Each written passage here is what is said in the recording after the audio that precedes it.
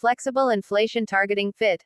1. Introduction to inflation targeting. Inflation targeting is a monetary policy strategy where a central bank sets an explicit inflation goal and uses policy tools, mainly interest rates, to achieve it.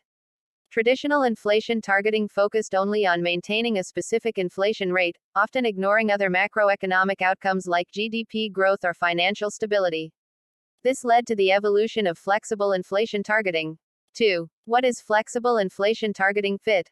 1. Targets inflation within a specific range.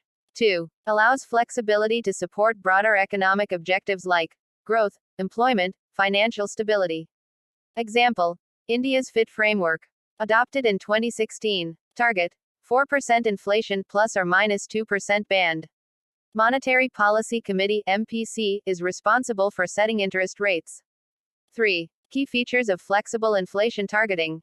A. Dual objectives. While inflation control is primary, the central bank also supports for sustainable growth, employment generation, smooth functioning of financial markets.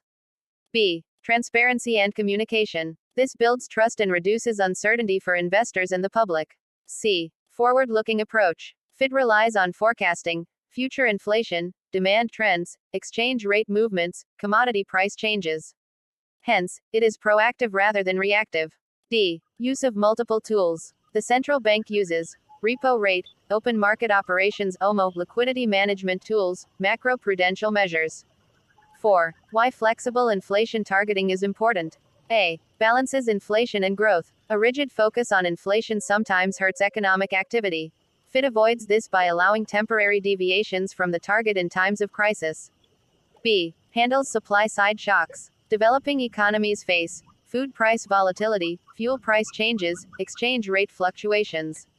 FIT helps manage these without over-tightening monetary policy.